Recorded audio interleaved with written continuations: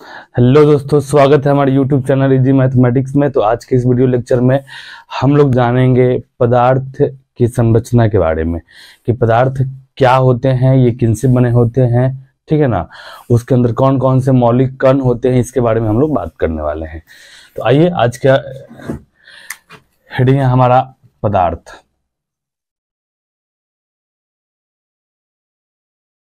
Matter.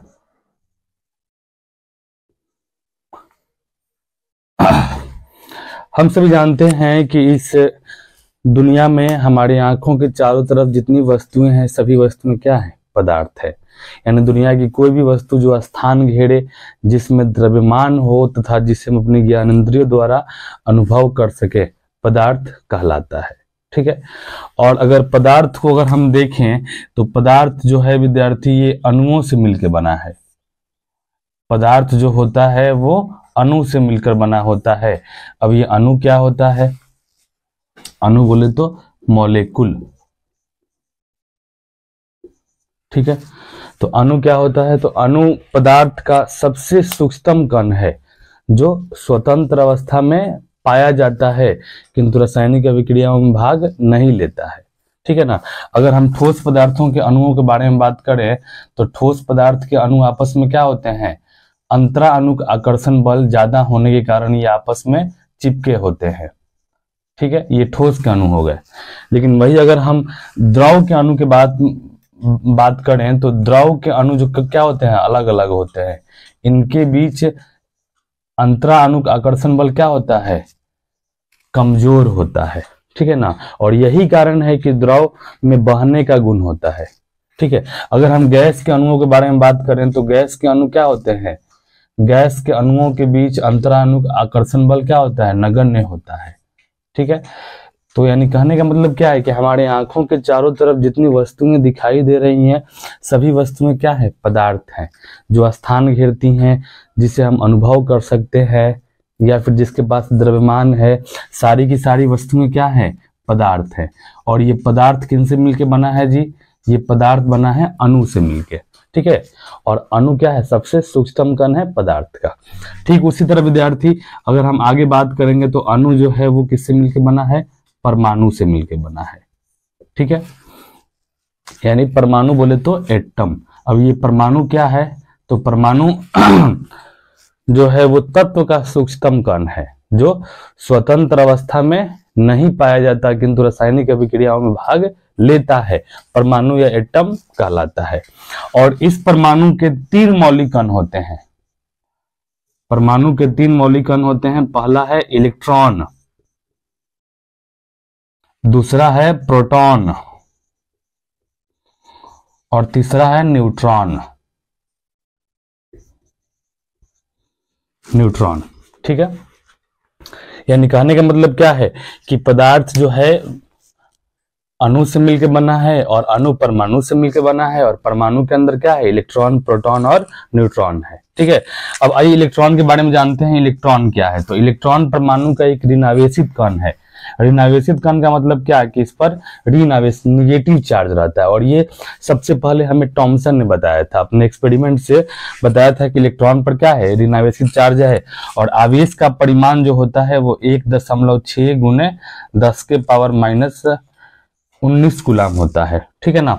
यहाँ पे इस पर ऋण आवेश होता है, यहाँ इसलिए यहाँ पे माइनस लगा देंगे। ठीक है। और इसके आवेश को हम लोग ई माइनस से रिप्रेजेंट करते हैं। ठीक है ना। यानी ई के ऊपर अगर माइनस लगा होगा ना तो आप समझ जाएंगे कि ये क्या है? इलेक्ट्रॉन है।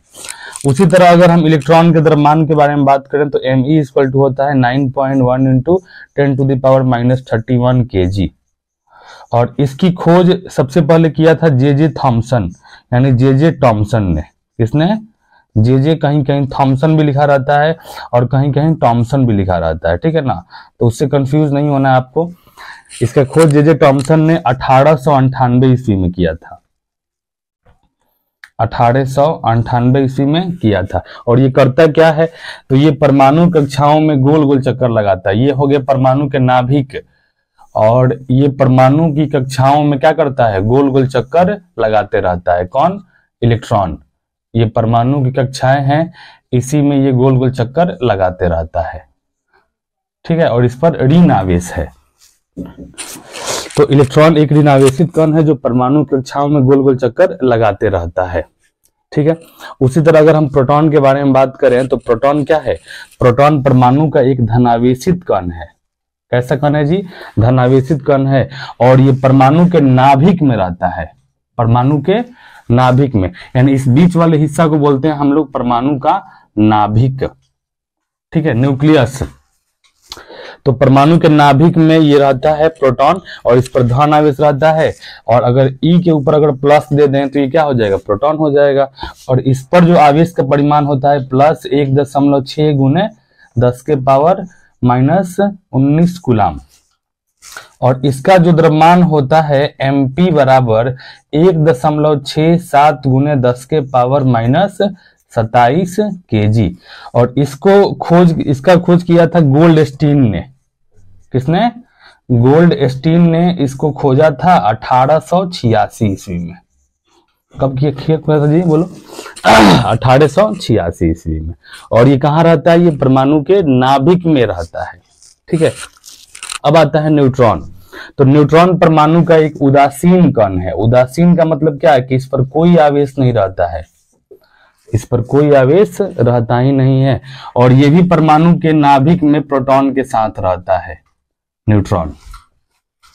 यानी ये दोनों क्या होते हैं? नाभिकीय बल से बंधे रहते हैं। ये भी चाहते हैं इलेक्ट्रॉन के जैसे बाहर घूमना, ठीक है ना, लेकिन नाभिकीय बल से प्रोटॉन और न्यूट्रॉन क्या होते हैं? बंधे होते हैं। तो ये एक उदासीन कण है, इस पर कोई आवेश नहीं रहता है। तो और इसका भी द्रव्यमान होता है Mn = 1.67 इंटू 10⁻⁻27 kg। और इसका खोज किया था जेम्स चैडविक ने।